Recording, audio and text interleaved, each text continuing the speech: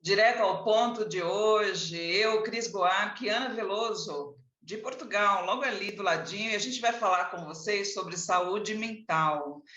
Saúde mental, Ana, que ganhou uma identidade assim tão particular nesses tempos, não é? Porque a saúde mental ela carrega um estigma que, a meu ver, é assim: saúde mental. Quando você tem, maravilha. Quando você não tem, tem aquele estigma de que você tem uma doença mental, né? Tem aquele peso. E realmente a saúde mental ganhou uma proporção muito diferente nesses 2 últimos anos, né, Ana? Olá, efetivamente é assim. Constatamos que há uma generalização de determinados padrões mentais e emocionais nos últimos tempos, pelas consequências que nós sabemos ser pós-Covid. Mas eu penso que, para além disto, também não há muito o conceito exato do que é saúde mental. E pelo facto de que raramente as pessoas se debruçam sobre esse tema no dia a dia, as pessoas estão associam normalmente a doença à dor, à incapacitação física, e depois também não há valorização de tudo o resto, porque se nós formos ver mesmo a designação e o conceito de saúde mental segundo a OMS, nós estamos a falar de um conceito que passa pelo bem-estar, ok? Muita gente acha isto acessório. Passa pelo desenvolvimento das potencialidades que cada um tem, e as pessoas acham isto acessório, ok? Há necessidades às vezes que são mais urgentes de satisfazer. Passa no sucesso em lidar com os desafios da vida, também é uma dificuldade para as pessoas. Hoje em dia vive-se imenso do pronto a viver, não é? Não temos, não gostamos de esperar, não somos tolerantes, não temos paciência, portanto, tudo isto ficou em causa. Pôs-se em questão um valor que é básico para a saúde mental, que é o trabalho e é a produtividade, as pessoas sentirem-se úteis, não só em relação à família, a elas mesmas, mas também o seu contributo à comunidade. Então, como fomos privados de uma série destas coisas que, mesmo não tendo consciência delas, são inerentes à nossa saúde, ok? Então agora temos as consequências aí. Agora, Ana, eu fico pensando sempre a respeito de saúde mental como uma forma de resposta à própria vida. E essa forma de resposta ao que me acontece, seja dentro de um circuito pessoal ou profissional, essas respostas elas se modificaram bastante nesses últimos tempos. Então, já havia uma pressão, a gente sabe que uma pressão muito forte por um longo tempo, ela equivale a um estresse como se fosse uma guerra. Então, o que acontece? Eu percebi que algumas pessoas, se não muitas delas, começaram a usar a seguinte fala: olha, eu não posso reclamar, eu não estou me sentindo bem, mas eu não posso reclamar porque há pessoas piores do que estão sofrendo mais, que perderam entes queridos. Então, o que eu vejo, Ana, é que houve também uma negação a respeito da sua própria condição. É como se você dissesse assim: olha, eu não estou bem, mas eu não acho justo, eu não acho correto eu reclamar diante de tudo isso que está acontecendo. Sim, a tendência será eventualmente relativizar o seu caso pessoal em detrimento de outras pessoas que efetivamente podem estar numa condição menos favorável. Mas se vires por trás disso tudo, provavelmente há aí uma série de crenças também limitadoras em que a pessoa não está habituada a desejar para si o melhor, a querer para si o melhor, não é? E, portanto, isso é outra coisa, não é? Quanto mal, mais basta assim, e estou bem e tal. Há pessoas que não mudam a vida, não porque não precisem, mas porque pode ser pior, ok? Então, esta nossa limitação emocional, incapacitante de desejarmos para nós e para aqueles que nos rodeiam e para os outros também, desejar o melhor, Eu acho que é cultural, eu acho que é civilizacional e sob pressão eu pensei que há coisa de 1 ano e tal, 2 anos a esta parte, as coisas iriam mudar de uma forma mais intensa, se calhar mais produtiva, e tudo isso se diluiu no tempo. Não é?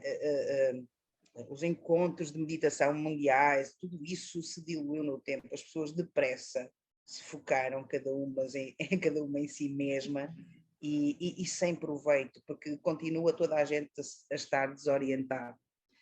Nós, para chegarmos de um ponto ao outro, nós temos que saber qual é o nosso destino e qual é o nosso objetivo.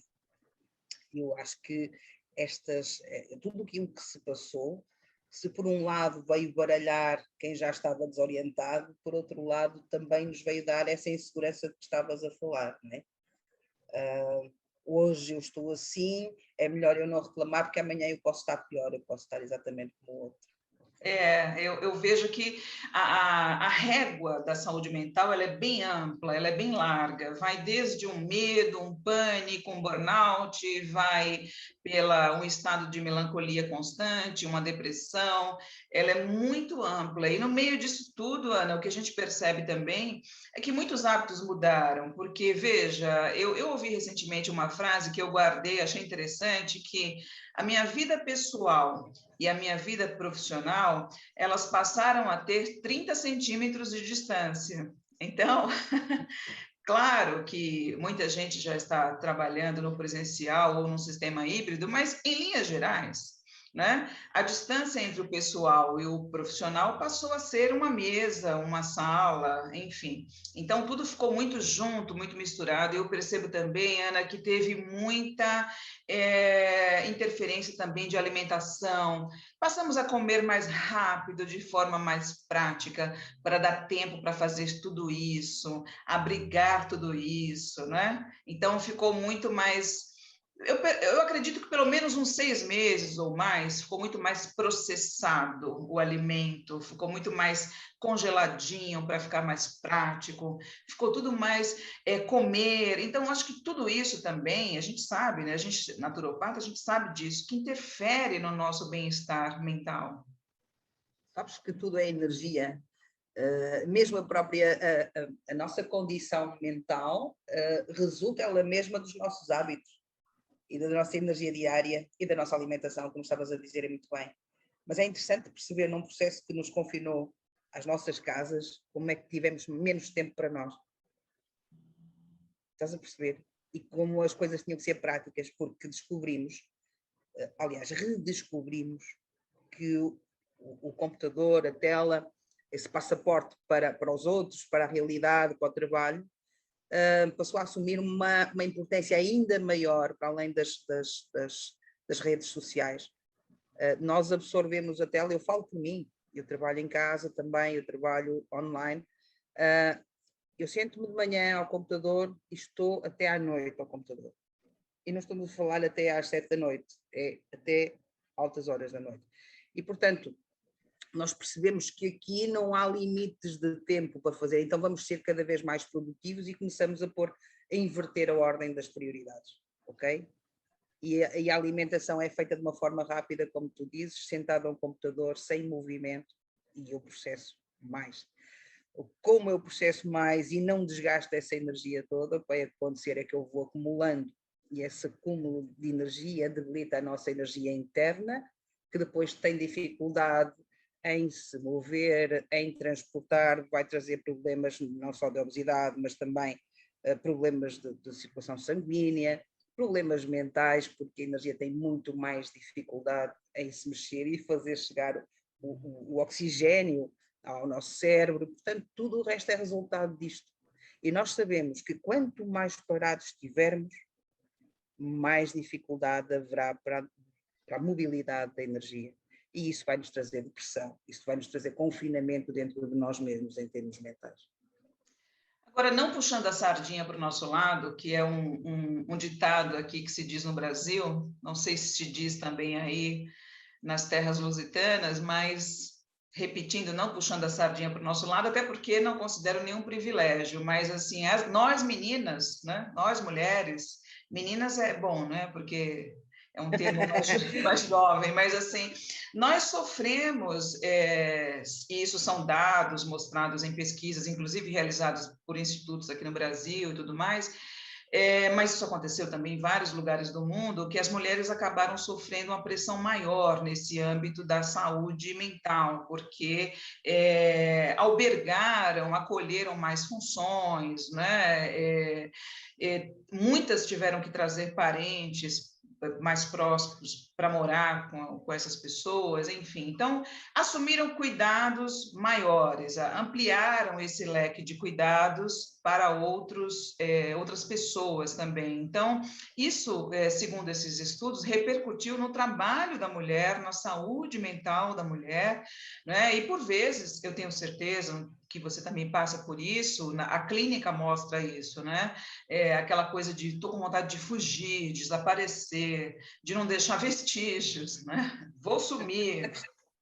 A questão é que, como tudo isto é um processo silencioso, e nós achamos que estamos sempre à altura, portanto, não temos consciência das nossas próprias limitações, porque elas não gritam, só quando gritam já estamos num ultrapassar o nosso limite e a nossa capacidade, então vamos acumulando e vamos fazendo, até ao limite do tolerável. Um dia a coisa rebenta, e às vezes rebenta da forma menos desejável, não é? Porque passamos a gritar com o companheiro, porque passamos a gritar com os animais, porque passamos a gritar com os nossos pais, etc., porque já não estamos bem. E mais, tem uma outra componente, é que os outros em volta também se habituam a ser cuidados, ok? E isso ainda aumenta mais a dependência em relação à mulher. Não estou a dizer que é só a mulher que tem este tipo de responsabilidades, mas de uma forma generalizada sim, é verdade. Portanto, a palavra sempre fulcral nestas questões é a consciência. E às vezes a consciência adormece ou é inferiorizada em relação às necessidades mais imediatas, não é? Mas, se calhar, em relação ao assunto que estamos hoje a conversar aqui, parece-me ser a conversa base e a palavra base, consciência. É estarmos alerta para pequenos sinais, é perceber que não dormir bem não é normal. Mas eu dormi mal toda a minha vida, está errado. Ok? Isto tem consequências seríssimas no nosso estado emocional, no nosso estado, na nossa saúde mental. Então, hábitos ou situações que, mesmo sendo comuns na vida de cada um de nós, se calhar é de levarem atenção e indagar alguma alternativa mais saudável de viver. Portanto, a qualidade do sono, a qualidade da alimentação que fazemos, exercício físico são vitais para a nossa saúde mental também. Agora, Ana, você tocou num ponto que me fez pensar na relação de saúde mental com empatia, né? Porque muito se falou e ainda se fala de empatia nesses tempos. Eu acho que é uma das palavras redescobertas, né? Seja empático, tenha empatia. E você falou no sono, e o sono passou a ter essa relação de muita empatia, porque como as pessoas elas ficaram sem fazer aquelas festas e badalações e encontros, resolveram então trazer isso para o âmbito familiar. E sem ter a empatia de que alguém ao lado, na porta ao lado, na casa ao lado, estava tentando dormir, não é? Quer dizer... Já estou a ver que moras numa zona muito movimentada. Por aqui não é tanto assim, não é tanto assim. Não, existe. A gente, é claro, não, eu acredito que o Brasil, né, tem essa coisa que ele traz de que é um povo festivo. Isso é uma dicotomia, uma contradição, porque nós estamos, Ana, no ranking dos parece que os dados são de 2021 mesmo, nós estamos como quinto, algo assim, se não mudou, porque esses dados são do início do ano, da América Latina como campeões em depressão. Então, de onde vem essa depressão, não é? Justamente, você falou aí o sono, a saúde mental, quer dizer, tem vários O que eu me pergunto, o que eu me elementos. pergunto em relação a vocês é se não fossem festivos, como é que estariam? Se calhar no primeiro lugar, percebes? Sumidos. Não, mas é importante, essa parte social, embora a OMS confine isto muito ao nosso bem-estar pessoal e interior, em termos do conceito de saúde mental, eu acho que isto passa à nossa esfera, ou seja, o que nós vivemos recentemente foi um problema social. Então a saúde social também afeta a nossa saúde mental. Muita gente esteve privada de trabalhar, teve um problema não só social, como teve um problema também económico, e isto também afeta a nossa saúde mental. Eu acredito que a vontade de festejar, que a vontade de estar alegre seja uma coisa até positiva. Por isso é que eu estava a questionar se não fosse assim, como é que vocês viveriam neste momento. Mas o que eu acho é que não há saúde se tudo o resto não funcionar. E eu penso que é esse o vosso problema, e não só o vosso. Vou partilhar que aqui é exatamente a mesma coisa, numa proporção um bocadinho diferente. Vocês vivem constantemente em instabilidade. Okay? Instabilidade financeira, a maior parte das pessoas vive uma boa parte das pessoas vive num limiar de pobreza bastante acentuado. Não há saúde que aguente. Como é que essas pessoas têm capacidade de superar?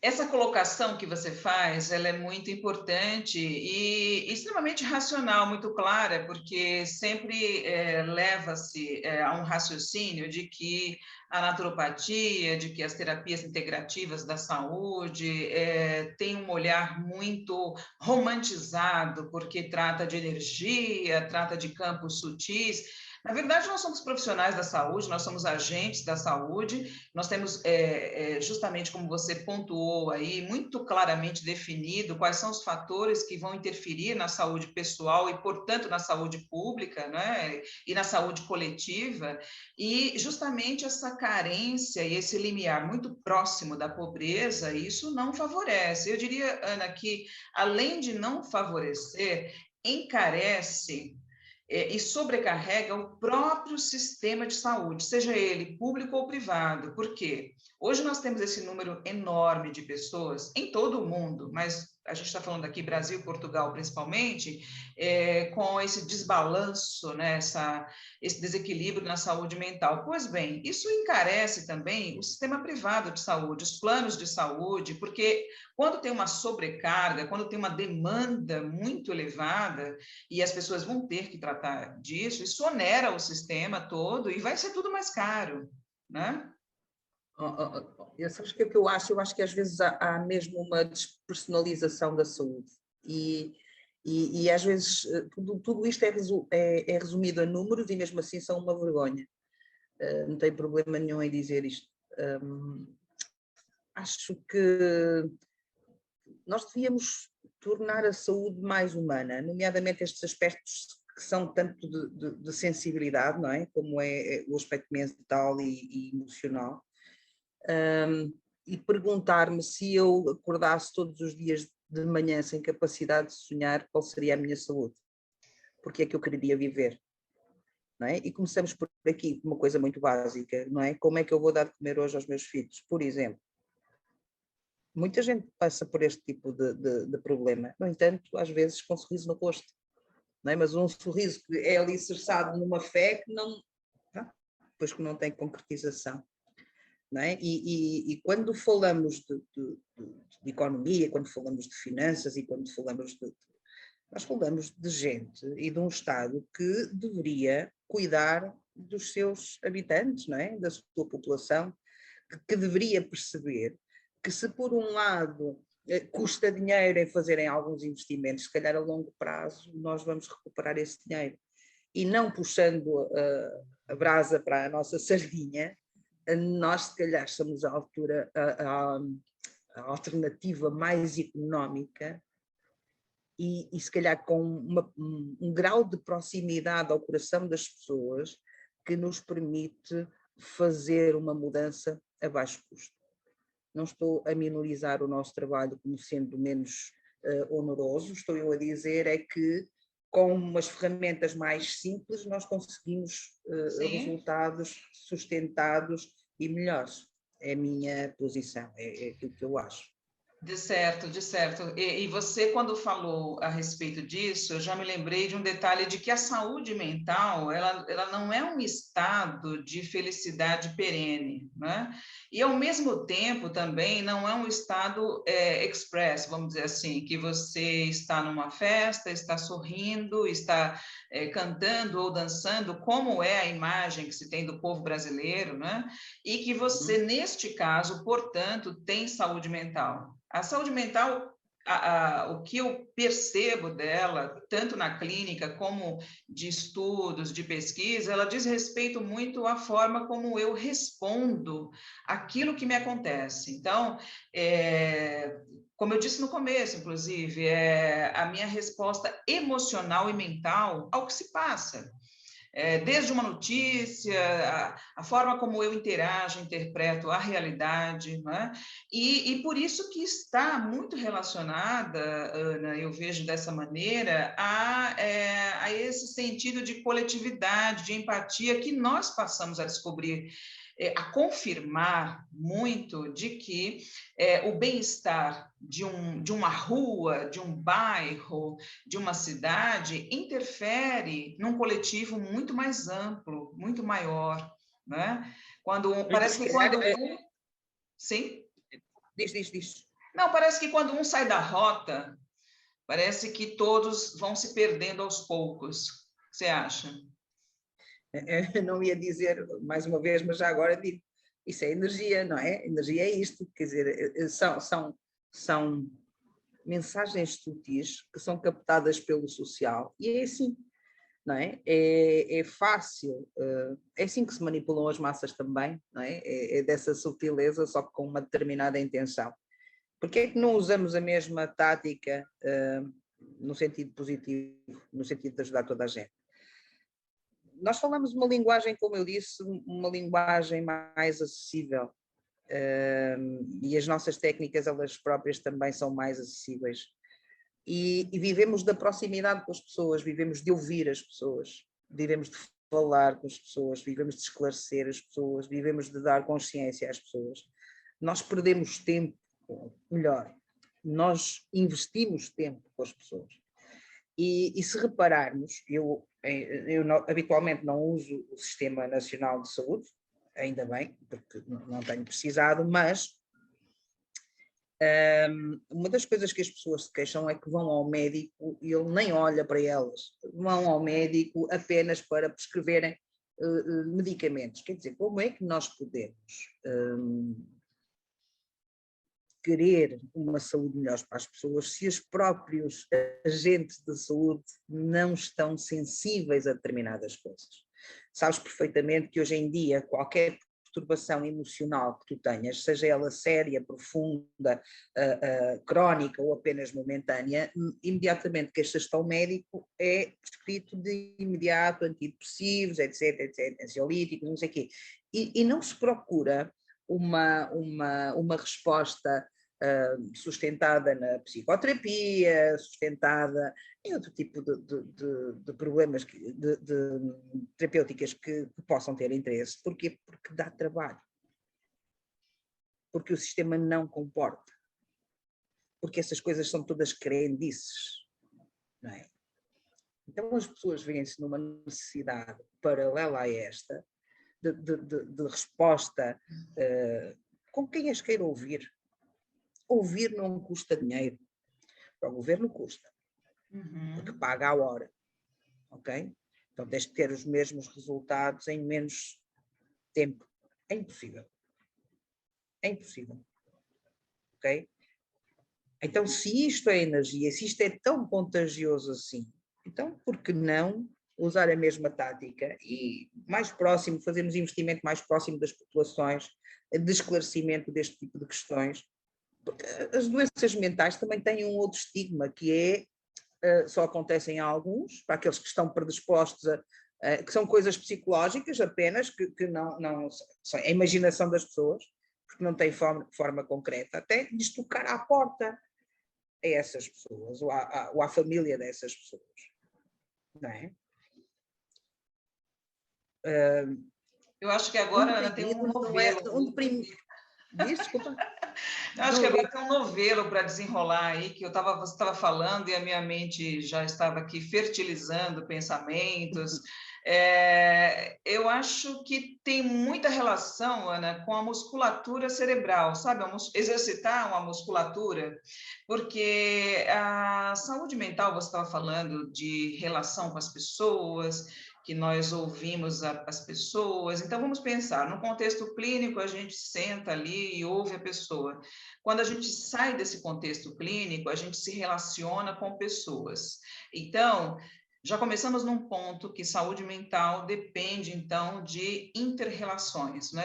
Eu cresço com relações pessoais, eu sofro com relações pessoais, eu melhoro através de relações pessoais, eu me desenvolvo, né? As minhas potencialidades, elas passam a ter uma referência, se são interessantes ou menos interessantes, de acordo com essa convivência. Então, essa convivência nem sempre ela vai ser tão serena, tão sublime, ela vai trazer bastante tensão, né? Discordâncias, palavras ruins ou boas. Então, desta maneira, eu vou exercitando também essa musculatura mental para que eu possa ter essa saúde mental. Aí um pontinho que você fala, que as pessoas vão ao médico, por exemplo, e eu vou repetir aqui o que é refrão quase de música, que eu sempre falo, não somos contra médicos, né? Temos nada... Não é essa a questão. Não é essa a questão. Né? Não somos, mas realmente estar diante de uma pessoa e muito mal olhá-la e já canetar ali, que esse é um termo que se usa aqui no Brasil, já canetar uma medicação, isso realmente não diz muita coisa, provavelmente não ajude, ainda gere outros problemas, salvo casos onde já há um comprometimento muito adiantado. Claro. Né? Mas com o devido estudo feito, não é? Não é a primeira consulta. Claro, concordo contigo perfeitamente. O que estás a dizer é a realidade e reforço. Os médicos, a medicina alopática é de extrema importância na saúde pública, ponto final. E isto não é questionável, ok? Agora, há uma série de funções ou de trabalhos para as quais não há disponibilidade por parte do sistema de saúde, e que é um espaço que naturalmente a medicina natural ocupa, não é? Ocupa. É pena é que não tenha o apoio do Estado, não é? Não seja o Estado a promover esse tipo de trabalhos e esse tipo de cuidados. Acaba por ser quase a iniciativa privada a tentar fazer ocupar-se de um assunto que não é da responsabilidade dela, não é? Quer dizer, o esforço individual não pode substituir o esforço institucional, não é? Porque a responsabilidade é do Estado, as pessoas pagam impostos, as pessoas são tributadas por alguma razão, não é? Exato, e a saúde mental, eu fico pensando que ela, assim como a física, ela tem um equilíbrio muito próprio para cada pessoa. Claro que a gente está falando de de uma linha de desvio que ela não é muito ampla. No contexto geral, existem alguns parâmetros de uma saúde mental de uma pessoa, entre aspas, equilibrada, que ela vai fazer certas ações e outras não. Mas, por exemplo, hoje tudo está muito medicado, né, Ana? Por exemplo, se você é uma pessoa que está muito distraída, Então, temos um medicamento para essa distração toda sua, né? Talvez você tenha alguma síndrome de falta de atenção. Se você está um pouco entristecida, vamos logo equilibrar e corrigir isso. Também tem uma medicação para isso. E a questão é, você está entristecida por quê, né? Ah, porque algo me aconteceu. Bom, então está normal, né? Se algo lhe aconteceu e lhe deixou triste, você tem uma saúde mental em dia, porque se você tivesse alegre diante deste acontecimento, a gente já poderia ficar preocupada com isso. Então, tudo é muito pontualmente medicado para que, por exemplo, vou dar um exemplo, não levar, as crianças não podem, mesmo com 8, 9 anos, não é interessante que elas possam ir a velórios, um exemplo. Vou agora para um exemplo bem extremo, né? Porque elas vão ficar tristes. Ora, talvez seja uma forma de exercitar a musculatura dela, né? Porque haverá muitos momentos na vida dela em que isso talvez seja uma realidade e ela tenha que lidar com essa tristeza, né? Então, a saúde mental ela fica num limiar assim de que para a gente poder ser considerados assim saudáveis mentalmente, vamos procurar não nos mexer muito, não é? Porque se apertar muito o parafuso, pode ser que espane, né, a Agora vamos porta. pensar porque é assim. Já pensaste porque é que as coisas funcionam dessa maneira? É que a vida não é linear, não é? A vida não é uma linha contínua, a vida tem oscilações, não é? E o problema está sempre em como é que nós vivenciamos essas oscilações. Acho que dentro de cada geração e pela experiência generalizada que as pessoas vão tendo, há uma tendência para que na geração seguinte se protejam os filhos, as filhotes, as crias, não é? De uma determinada série de coisas que nos aconteceram a nós e que nós não gostaríamos que viessem a acontecer com os nossos filhos. Acontece, pois, que essas crianças acabam por ser super protegidas, às vezes até protegidas da forma errada, mesmo no sentido nutricional, estamos a falar de alimentação, etc., que depois traz uma série de anomalias, e ao mesmo tempo esse excesso de cuidado e esse excesso de atenção torna as crianças cada vez mais exigentes e cada vez mais convictas de que a realidade é algo de instantâneo, basta querer que as coisas acontecem. Mais tarde os pais poderão chegar a essa conclusão que efetivamente o que despertam muitas vezes nos seus filhos é a incapacidade em lidar com as frustrações, porque toda a gente vai ter que lidar com elas, não é? A incapacidade dos seus filhos perceberem que a realidade não é exatamente como eles querem na hora que eles querem, não é? E o facto de não arranjarem emprego e lidarem com a frustração de não conseguirem ser independentes, por exemplo, não conseguirem fazer projetos de vida, tudo isto mexe com a saúde dos jovens. Portanto, mais uma vez eu chamo aquela palavra que eu citei há bocadinho, consciência. Às vezes o foco é tão afunilado em determinada estratégia e determinado tipo de ações que nós perdemos a noção do todo, nós perdemos a noção do que vai acontecer daqui a uns anos. Que ser humano é este ou será este que eu estou a criar desta maneira? Ou rezamos para que aquilo efetivamente não se perca do controle e se ajuste pelo caminho, ou às vezes o que vai acontecer é que as crianças e os jovens não têm capacidade de ajuste e de adaptação. Eu não estou a usar a palavra adaptação aqui num sentido de temos que nos adaptar a tudo, não, mas eles terem capacidade de lutar pelas próprias coisas, perceber que os nãos são excelentes ferramentas de crescimento. Okay? Não estão habituados a isso a maior parte das vezes. E como tu dizias, e muito bem, esses déficits de atenção, esses focos nos computadores, nas televisões que excitam demasiado essas crianças que não saem de casa agora, não é? Estão todas confinadas também dentro de casa, não têm recreios, não têm espaço com outros amiguinhos. Portanto, a sociabilização dessas crianças é com o seu computador, acompanhada com uma série de açúcares ótimos para excitar ainda mais um bocadinho, no caso de haver alguma dificuldade em excitar pelo computador. E depois esse tipo de patologias aparece e as pessoas são medicadas com uma série de produtos bastante invasivos à saúde das crianças, e percebemos que se calhar uma substituição de alguns alimentos seria o suficiente para... Eu tenho o exemplo em clínica deste tipo de situações. Uma reeducação alimentar resolve muita chatice para os pais, mas isso dá trabalho também. Isso dá trabalho para os Sim, pais. mas aí justamente nessa sua fala está muito presente os alimentos que são extremamente estimulantes, outros alimentos que ajudam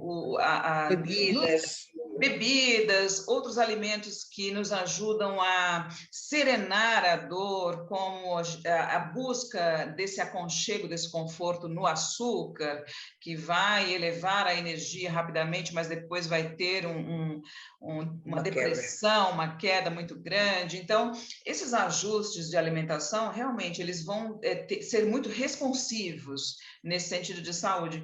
Mas eu estava pensando aqui, Ana, que os carentes de saúde mental, eles foram descobertos nesse período, né? Então, existia muito esse perfil, só que ele não aparecia muito, porque nas relações profissionais, pessoais, você de vez em quando saía com as pessoas, ou chegava no seu trabalho com uma roupa bonita, um sorriso nos lábios, e o que a clínica mostra hoje, efetivamente, em consultas, o meu chefe é um tirano, o meu chefe é um monstro, ou a minha chefe, enfim, querem 11 horas, 12, 14 de reuniões online ao dia, para me vigiar, para ver se eu estou realmente ali trabalhando, enfim. Então, eu acho que essas pessoas elas foram descobertas, né? Isso já existia, mas socialmente camuflado,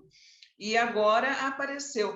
Tem uma frase que é atribuída a um filósofo, me perdoe se eu estiver errada, não sei se é Dante, mas talvez seja Dante, o inferno são os outros. E aqui no Brasil, teve coisa de 3 anos, talvez, um livro lançado com base nesse pensamento que diz que o inferno somos nós. Então tá tudo certo, acho que é meio a meio, né? Os outros... Eu acho que sim, eu acho que sim. Gera uma situação infernal, né? Essa relação toda que precisa ser revista. Eu acho que essa realidade já existia, como tu dizes muito bem. Agora, as pessoas estão muito mais sensíveis. Porquê? Porque a realidade não é muito distinta daquela que já existia, a sensibilidade e a capacidade de superação é que é menor.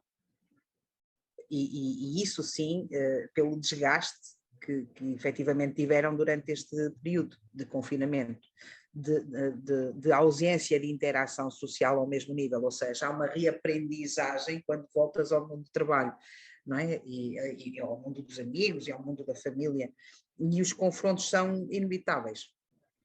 Não é que as pessoas sejam diferentes, é que o nosso chefe também esteve confinado, é que o colega de trabalho também esteve confinado, é porque os outros familiares também estiveram confinados, é porque os amigos também estiveram confinados. E se toda a sociedade está mais sensível, a forma como as pessoas interagem também é mais sensível ou mais suscetível de gerar atrito. Okay? E a forma como gerimos este atrito não é produtiva. Vitimizamos a maior parte das vezes, ok? Os infernos são os outros, nós estamos sempre certos, ok? Os outros dizem exatamente a mesma coisa. Portanto, mas isto é uma realidade, eu falo contra mim, tenho estas posturas também no meu dia-a-dia, não sou diferente dos outros, não é? Toca a todos. Agora, quando começas a fazer um exame de consciência e ponderar até que ponto é que vai a responsabilidade do outro na tua vida, não é? Percebes que afinal tu é que és a dona disto tudo e se calhar a responsabilidade não é do outro, mas tua, e aí sim, o inferno somos nós.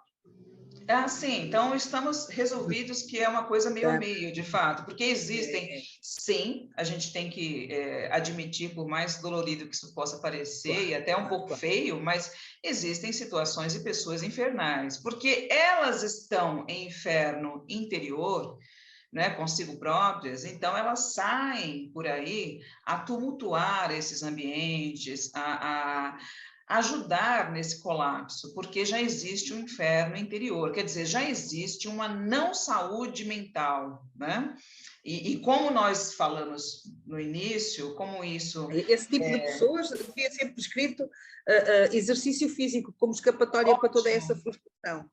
Estás a Ótimo. perceber? Porque é que não é comparticipado? Deveria ser comparticipado pelo sistema de saúde, o exercício físico. Um saco de pancadas. Sim, por exemplo. Para externar tudo isso, né? Então, assim, a gente volta à questão de que saúde mental ela tem uma relação com empatia, e vamos aqui pensar a respeito disso, que como a gente parou um pouco nesse tema de inferno, sermos nós mesmos ou o outro, né? Então, assim, relações empáticas te levam a pensar em você vendo a situação sob o olhar do outro, né? Se colocando nesta condição, né? Aquela famosa frase, e se fosse comigo, né? Então, você se colocar nesse lugar para você entender. Esse é o exercício de eleição em todas as interações pessoais, não é? E se eu estivesse no lugar do outro, como é que eu faria? E se eu estivesse no lugar do outro, como é que eu sentiria? Nós, terapeutas, nós especialistas, estamos deste lado da mesa, em frente ao paciente, e se eu estivesse no lugar dele, como é que eu me sentiria? Não é? Logo aqui, essa aproximação que um faz do outro leva a essa empatia e leva também a um entendimento do sofrimento alheio, que é o que nós fazemos diariamente em consultório, não é? É um não julgamento da dor do outro, independentemente de eu, no lugar dele, não sentir dor. Nós somos todos diferentes e a forma como reagimos aos mesmos estímulos tem a ver com a história de cada um, tem a ver com a família de cada um, tem a ver com as experiências de cada um, tem a ver com o local onde vive, o local, etc, etc, etc. Portanto, quem somos nós para não entendermos a dor do outro? Quem somos nós para dizer, não deve sentir isso, não, isso é uma coisa da sua cabeça. É assim que ele sente, ok? E é assim que o temos que tratar. Exato, e se você pensar, Ana, dentro de um contexto presencial, entre 4 paredes num consultório, nós temos ali vários recursos, nós temos pontos de acupuntura que vão colaborar muito nessa questão da saúde mental, porque vão favorecer pontos de consciência, né? Vão favorecer a um relaxamento, a um efeito sedativo, se esse for o caso, vão dar um equilíbrio maior com relação à energia, vão fazer aquilo ou subir ou descer, ou tonificar ou sedar, enfim. Mas a gente sabe que aquilo dali é algo muito momentâneo, que se não vier com o acompanhamento de uma orientação e de uma proposta pessoal de reforma íntima, né, de uma nova forma de ver e interatuar, você tem ali um paciente com você por 30 anos com cara de serviço mal feito. Olha, eu consigo, não é verdade? Eu consigo ser civilizado, tratar bem as pessoas, viver em sociedade, considerando que há 30 anos eu vou na Cris ou na Ana. Então, eu espero que elas durem, porque se elas saírem do mapa, eu também deixo de ter condições de coexistir. Isso, para mim, tem cara de serviço mal feito. Tá? Então, a proposta não é essa. A proposta é que, indo, talvez, quem sabe, 6 meses, ou 1 ano, ou 2, eu não sei o tempo, mas um tempo muito mais reduzido do que esse aí, foi um divisor de águas na minha vida, porque eu passei a ter um equilíbrio melhor diante das situações. Hoje eu vejo as coisas de uma forma muito mais clara, com mais limpidez, com mais lucidez, eu consigo atuar muito melhor na minha vida, né? Isso aqui é uma cara de tratamento de serviço bem feito. Mas há aqui 2 coisas que eu levo normalmente em consideração. Primeiro, um esclarecimento de que a responsabilidade de ficar bom não é minha. A responsabilidade de ficar bom é do próprio paciente, porque sabes perfeitamente que em consulta te aparece muita gente que não quer melhorar, faz questão de estar doente. Porquê?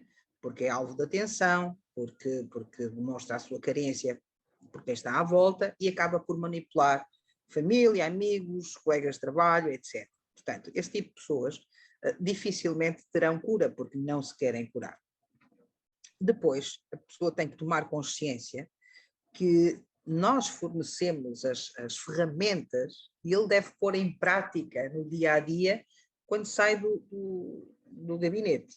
Eu costumo dizer que se eu for para casa com eles, sai muito mais caro, porque eu como bem, eu gosto de dormir bem, portanto eles têm que me dar alojamento, têm que me dar comida, e portanto acaba por sair muito mais caro. Então eu dou uma série de conselhos, nomeadamente de ordem alimentar e também algo de exercício físico e outros que se vejam necessários, e esse tratamento é para cumprir. Há tarefas que eu mando para casa, tarefas de consciência, perceber qual foi o motivo, ou o que é que surgiu entre consultas, que ponto mais sensível é que ele sentiu em que não respondeu de determinada maneira, como gostaria de ter respondido, onde é que ainda fraqueja.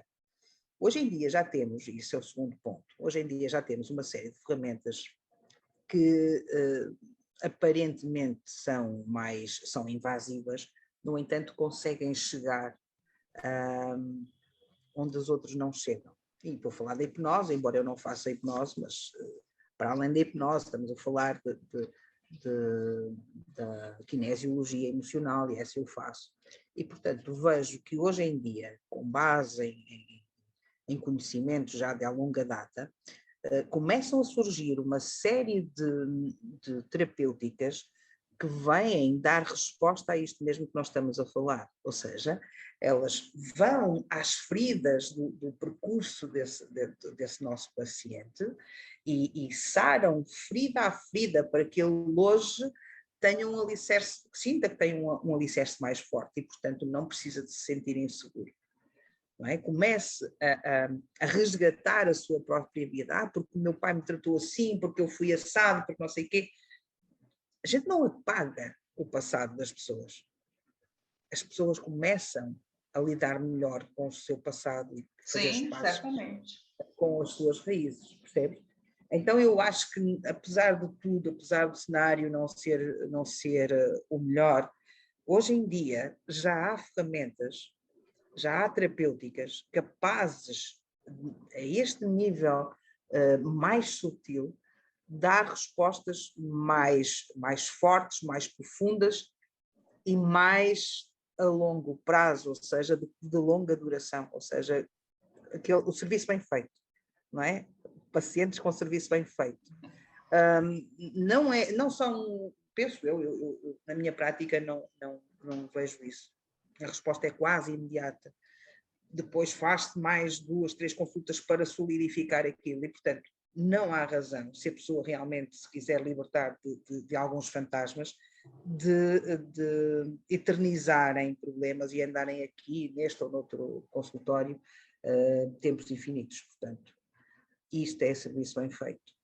Agora, Ana, as pessoas às vezes têm medo de mexer dentro delas mesmas. Sim. Não é? Porque vais mexer nas feridas e alguns não querem mexer nas feridas. A gente tem que respeitar.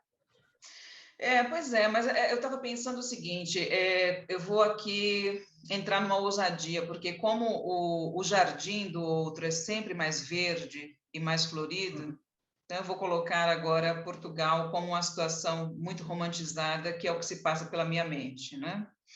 E vou comparar isso com uma situação de saúde mental no Brasil, que é você sair de casa com essa proposta todo dia, hoje vou ficar bem, hoje vou colocar as orientações recebidas no consultório e vou praticá-las, e se depara com o transporte público cheio, com o metrô cheio, em péssimas condições, de quantidade de pessoas por centímetro quadrado, não é nem mais por metro quadrado, enfim, várias outras questões. Então eu vou colocar que para Portugal seria mais fácil, né? Vou chegar nessa ousadia aí e talvez para cidades, onde é o meu caso aqui, que estou em São Paulo, é que a gente acaba vendo mais isso, pessoas com baixa conexão com o mar, com o verde, com a natureza, então ficam mais tomadas por esse desequilíbrio mental, né?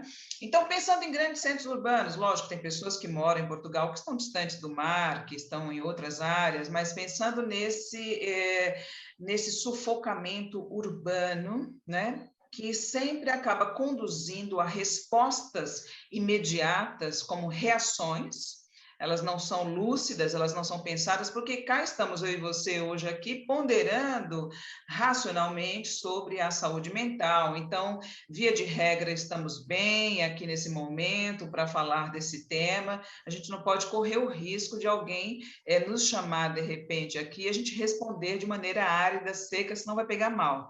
Mas, assim, a gente veio para cá com a proposta de vamos analisar isto serenamente e lucidamente. Agora, como é que a gente faz, então, para o pessoal que está acompanhando aí essa conversa, pensar a respeito disso, né? Lá vou eu entrar nesse transporte terrível, vou comer nem sempre uma comida interessante na hora do almoço, né? O que essas pessoas, então, podem fazer em termos de saúde mental? E ainda eu vou aqui pegar um outro ponto, que até é pré-pandêmico esse ponto, em rodinhas de aniversário, de bares, conversas com amigos, passou-se um tempo aqui, bem recente no Brasil, de pegar muito bem você falar que estava fazendo acompanhamento com o psiquiatra. Então, você tem uma rodinha ali de 6 pessoas, 8 pessoas, e aí, tudo bem? Eu estou ótima, nossa, eu estou muito bem, agora tenho um psicólogo ou um psiquiatra que me acompanha, metade entendia, puxa, que legal, que bacana, me passa o telefone, a outra metade se entreolhava e dizia, né, negócio... Já foi. Toma um pouco de cuidado, porque eu sempre achei esse ser meio esquisito e agora vem Mas ela aqui. Hã? apesar de tudo, aqui estamos piores, porque se calhar aqui, na mesma rodinha, se alguém corre o risco de dizer que está no psiquiatra, fica a falar sozinho. Verdade, verdade. Os outros Nós somos...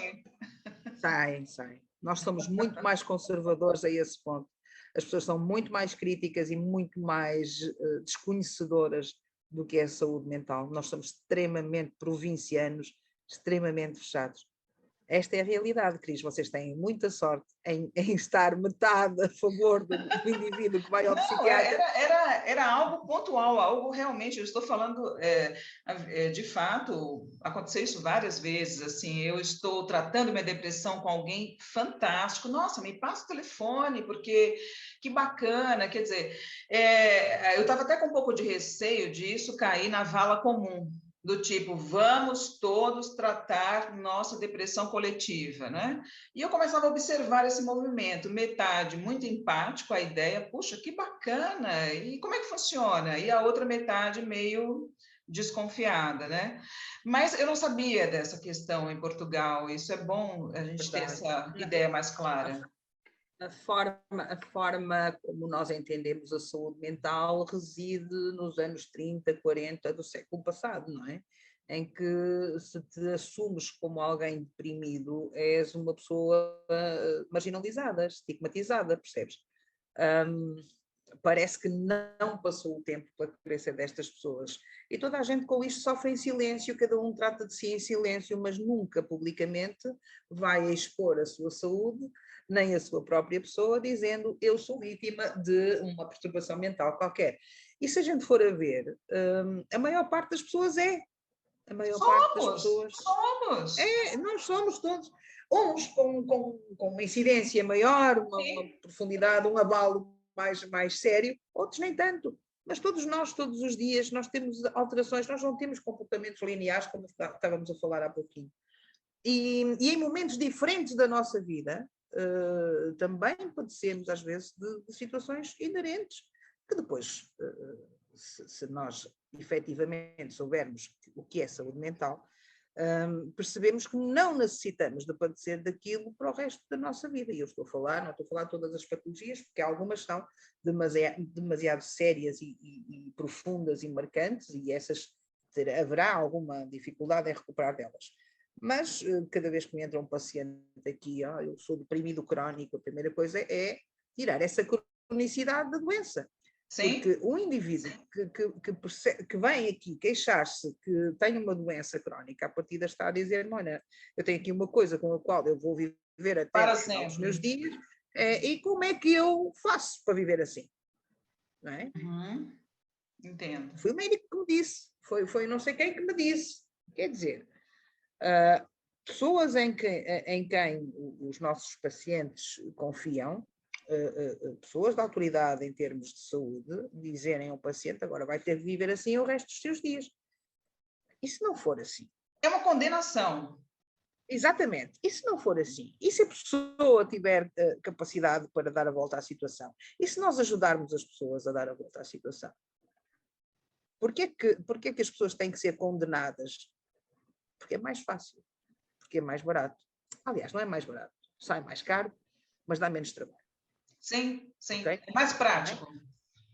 Exatamente. Tomas um medicamento e depois aquele medicamento não deu efeito, então vais tomar outro. Okay? Mas estamos todos sempre num limiar que transita entre um estado de equilíbrio social aceitável e um estado que muitas vezes pode beirar um distúrbio, né? Que a gente sabe que um distúrbio é diferente de uma doença, de fato, diagnosticada. Mas até, eu costumo dizer que somos todos assim, nessa instância de desequilíbrio, por vezes, que é para dar confirmação àquele ditado que diz de perto ninguém é normal, porque senão, se não for assim, a gente contradiz esse ditado já tão bem pré-formatado, né? Mas, Ana, e aí aquela Mas sabes questão... que isso também, desculpa, isso também nos ajuda a evoluir como pessoas, não é? Esses desafios, essa sensibilidade, essas aprendizagens que nós vamos fazendo ao longo da vida, este é sempre o aspecto positivo da coisa, mesmo parecendo que estamos a vivenciar situações negativas, há sempre alguma coisa a aprender. E a pessoa sairá do processo mais rica interiormente. Eu costumo dizer que a nossa vivência, sobretudo nós que somos profissionais de saúde natural, a nossa própria vivência, num ponto ou noutro, já se tocou com distúrbios deste género. Eu falo pessoalmente por mim, que padeci de ansiedade durante uma série de tempo, foi-me prescrita uma série de medicação também, e na altura, se calhar mais difícil da minha vida, deixei essa medicação, porque não precisava daquilo para nada, porque encontrei força na própria situação e na minha reação à situação, para me reerguer. E até hoje, graças a Deus, já se passaram para aí 30 anos, não voltei a tomar medicação alguma. O que eu quero dizer é, que papel é que aquilo teve na minha vida? Entre outras coisas, teve o papel de eu me saber colocar na perspectiva de quem está doente e quem tem doenças deste foro, não é? E ser solidária, não é? E empática com essas pessoas, e entendê-las perfeitamente, mesmo que eu não tivesse sentido o que essas pessoas estão a sentir. Mas abriu-me uma janela enorme para perceber que há coisas que ninguém vê, mas que se passam dentro de cada um. Sim. Ok? E que as destabilizam e que as fazem ver a luz e o mundo com os olhos diferentes da maior parte das pessoas. Porque as lentes estão ofuscadas por uma situação que lhe perturba a consciência e que lhe perturba a visão. Percebe? Então, mesmo na nossa vida, todos estes episódios são para percebermos que nós somos humanos e que os outros são humanos também. E que vivemos realidades cada um à sua maneira, cada um da sua maneira também. Somos sensíveis às coisas de forma diferente, mas nem por isso deixamos de ser seres humanos.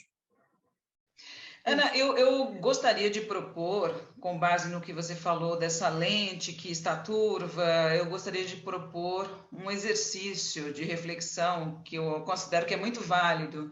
Toda vez que alguém tiver na sua frente uma postura, uma reação para com o outro, de total ausência de saúde mental, né? Uma grosseria, uma falta de educação tremenda, qualquer atitude muito negativa, antes de julgar essa pessoa, Tente aprender algo com a sua observação e pensando, nossa, em pensar que a semana passada eu tive uma reação muito próxima dessa, que terrível. Quer dizer, agora que eu estou vendo essa pessoa ter essa reação quase monstruosa, me fez lembrar que eu tive muito perto disso a semana passada. Logo, eu devo realmente estar tão próximo dele ou mais do que eu imaginava. Então, é melhor eu rever um pouco as minhas condições. Eu acho que essa é uma reflexão de observação importante. E a outra reflexão que eu quero propor é que a saúde mental ela tem relação com a autonomia, né? Assim, quando a gente fala aqui muito de medicamento, é porque nós estamos falando de autonomia. Se você quer viver 80, 90, 100 anos, enfim, longevidade, você está sempre pensando em autonomia física e mental, e não uma relação de codependência eterna, como você citou aí do seu paciente que falou, olha, eu tenho uma depressão crônica e vou viver assim eternamente. Então, o que a gente busca é uma relação de autonomia. Eu quero viver a vida onde eu tenha autonomia sobre a minha própria vida. E um terceiro ponto que eu considero muito importante para a saúde mental mundial é reconhecer-se na espécie. Então, quando nós colocamos que a humanidade enlouqueceu, o ser humano não presta, que outras frases agora que são ditas com frequência? Os animais são melhores que seres humanos, que mais?